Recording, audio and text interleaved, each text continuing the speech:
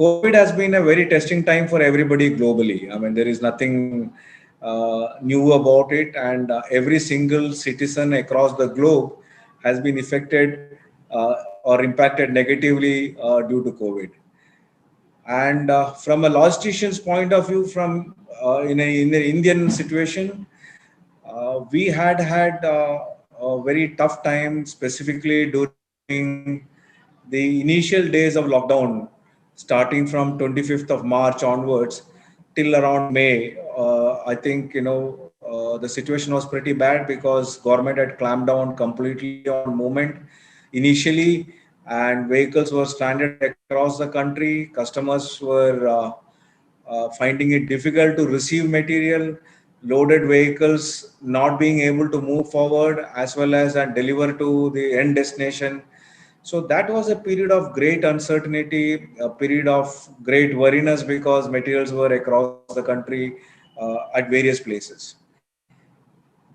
Slowly and steadily, of course, there has been relaxations. Government initially allowed essential goods to be moved, which made some of the material, which is basically pharma, some chemicals and other things which goes into pharma and food production.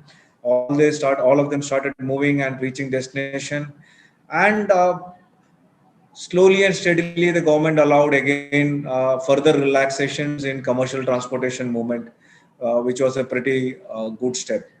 But even though the steps were graded in terms of unlocking, it created a lot of uncertainty because the messaging from the government side and as well as from the medical fraternity was that COVID is a great disaster. We need to be extremely careful, and that message was amplified multiple times and sunk in very deeply.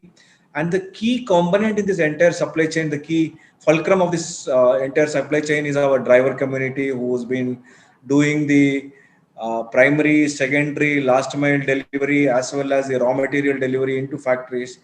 So they and their families were affected emotionally, I should say, and most of them went back to their homes.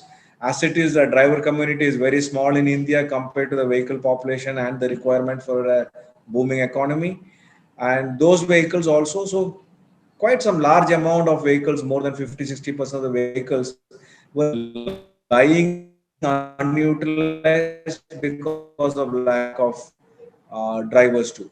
So all in all, what happened was, on the one side, there was this amplified message of the government which says, be careful, be extra careful, take care of anytime, etc., etc. Second was the restrictions on the road in terms of dabas not being open, public places not being open, checking happening at all places. Third was, of course, the partial relaxation, some amount of confusion, what is essential, what is non-essential.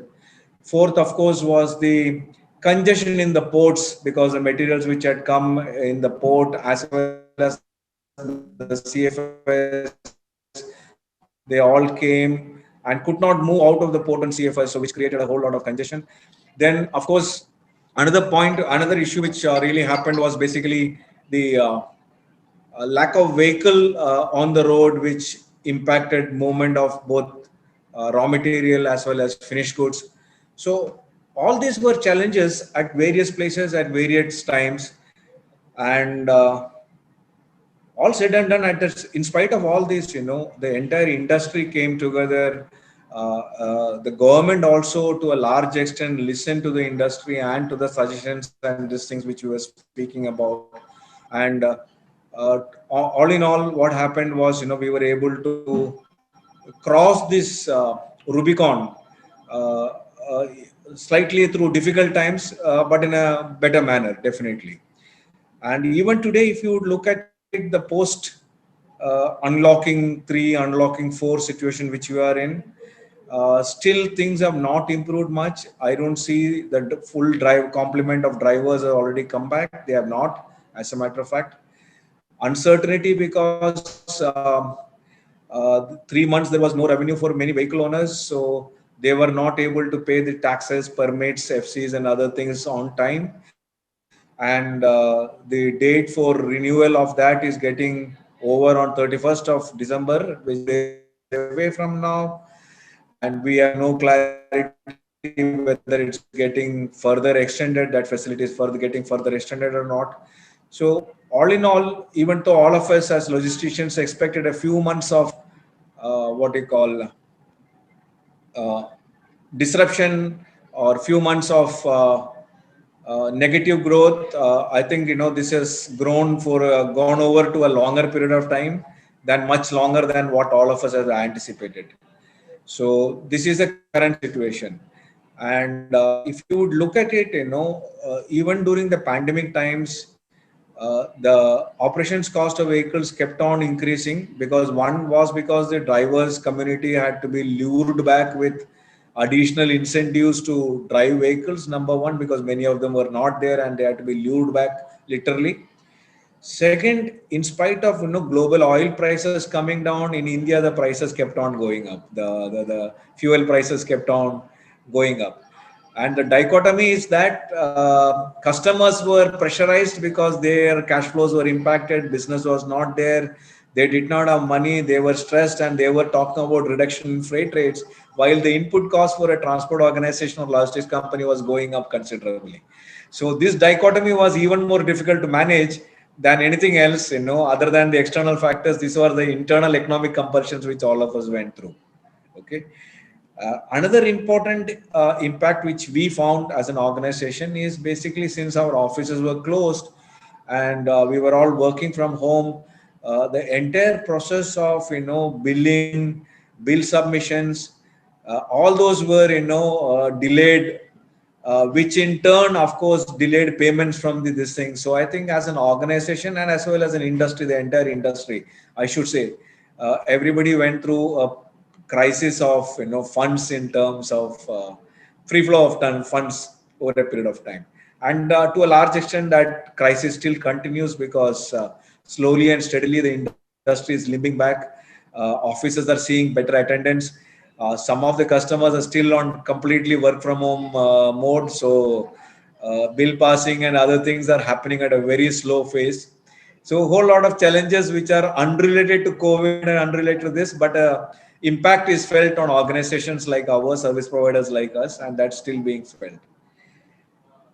Another thing which came out during our discussions with our MNC customers, or for that matter, is this extraordinary reliance on a single source for materials, which is China, which has been built up over the last 20 years or so. China went into a lockdown sometime in January, if I remember right. I think at the end of January, around 30th January or something, China went into a lockdown. Believe you me, whatever was on the vessels, whatever was sailing at that period of time, came and dumped here. Afterwards, there has been no material which was coming out, which again impacted this thing. The skewness of supply in terms of, specifically in the last few years, where everybody has gone into a zero inventory model or a JIT model, as you call it, the skewness of supply, I think, has hit the supply chain professionals very bad. And maybe to a large extent, it has opened their eyes to the supply side risks of relying upon a single source, a single country origin. That risk has been brought forward by this pandemic, this thing, and most of the companies are now mitigating that risk by having multiple source countries, or for that matter, quite a few of them are already planning towards moving their manufacturing, a substantial portion of manufacturing, to multiple manufacturing sites in India. So the supply chain professionals also was taken aback by the impact which was not looked into or which was not planned earlier, because earlier the focus has always been on the cost factor and not on the procurement and supply chain factor. So this brought into another element of risk into the this thing.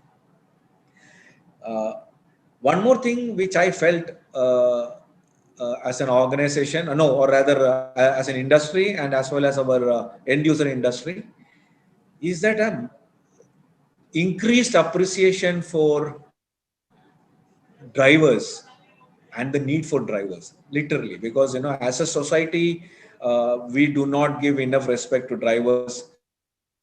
I have always been talking about drivers are next only to our soldiers, because one guards the border, another keeps the blood veins running in terms of getting the materials across the country, the length and breadth of country.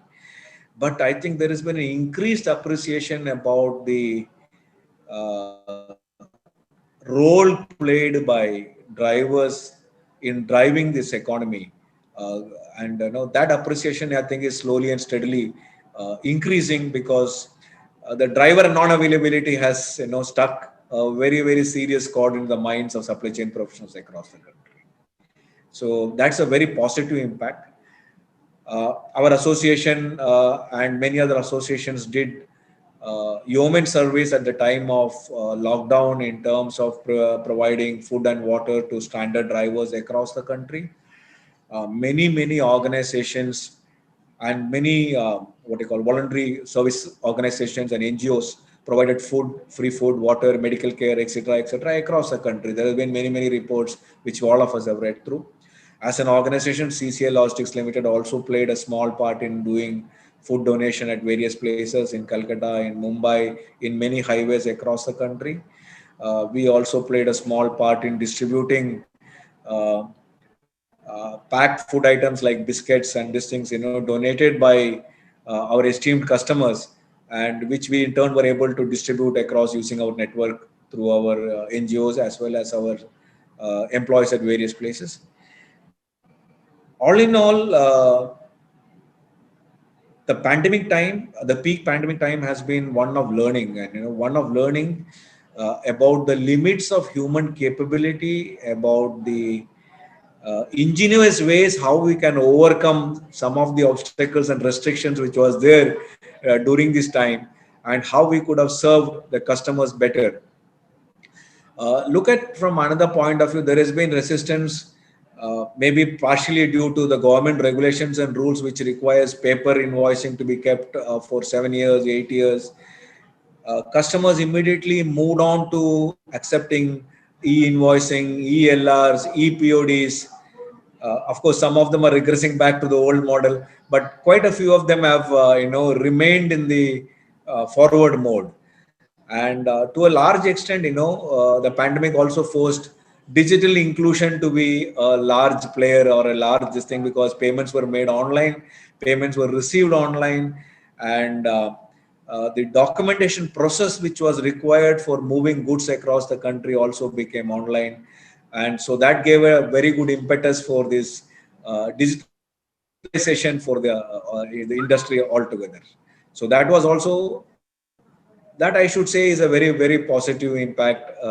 Even though in a negative context, we could see some kind of ray of sunshine in that. And if we can continue on that journey, I think we, as an organization, as a nation, as an industry, all of us would be winners.